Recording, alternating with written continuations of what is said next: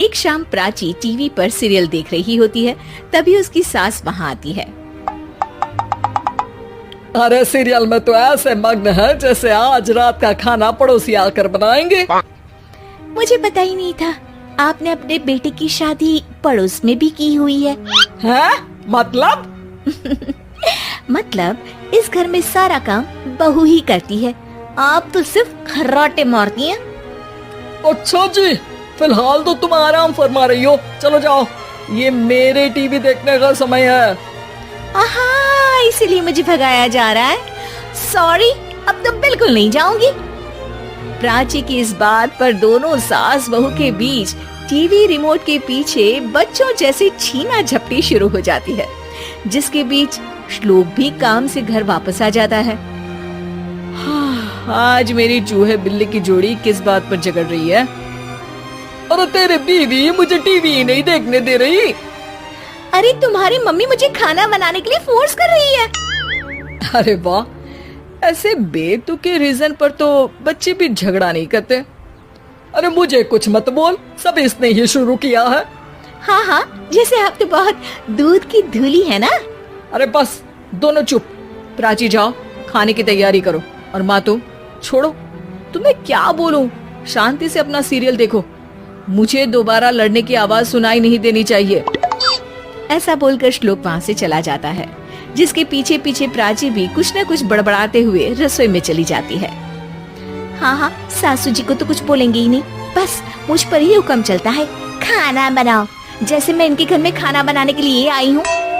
इसी तरह शाम बीतती है और रात को श्लोक और प्राची की सास खाना खाकर सोने चले जाते हैं, लेकिन प्राची गुस्से में कुछ खाए बिना काम में ही लगी रहती है। इस घर में किसी को घंटा फिक्र नहीं पड़ता, मैं खाऊं या भूखी रहूं। प्राची कुछ देर के लिए रसोई से बाहर जाती है और जैसे ही वापस आती है तो वहाँ दूध का भरा ग्लास देखकर हैरान रह जाती है। फिक्र पूरी है, बस दिखाना नहीं है। प्राची दूध पीकर सोने चली जाती है और अगली सुबह एक बार फिर सास बहू का कार्टून नेटवर्क स्टार्ट हो जाता है। ये तुमने ही किया है। अरे अजीब जबरदस्ती है, मैं बोल रही हूँ मैंने कुछ नहीं किया। दोनों ने मिलकर पूरे घर को पागल खाना बनाया हुआ है। यहाँ कोई नॉर्मल इंसान तो रह ही नहीं सकता, इसीलिए अब पड़ोसी क्या रिश्तेदार भी घर आने से कतराते हैं। और सुन बेटे, तू भी चंगा, तेरी माँ भी चंगी, तेरी बीवी भी चंगी, रिश्तेदार।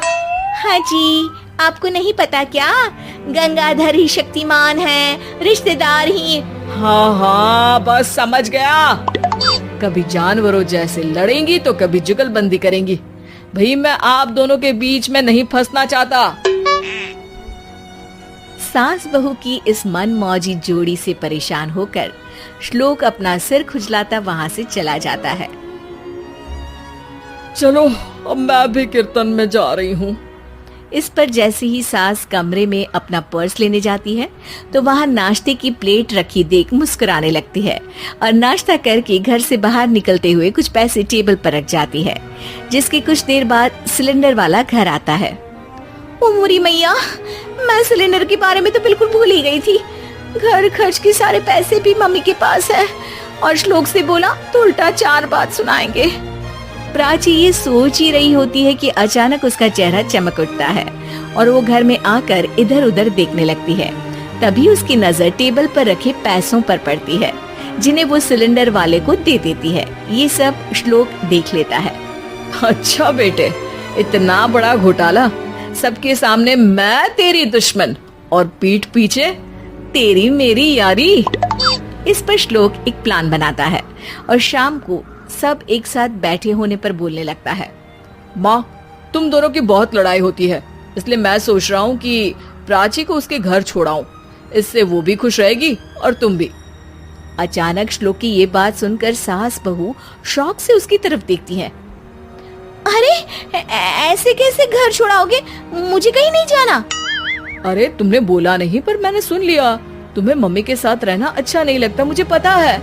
अरे वाह, अरे जब बहू खुद कुछ काम बोले तो वो तुझे सुनता नहीं, और अब जो इसने बोला ही नहीं वो तू समझ गया। जब उसे नहीं जाना तो फिर जबरदस्ती क्यों कर रहा है?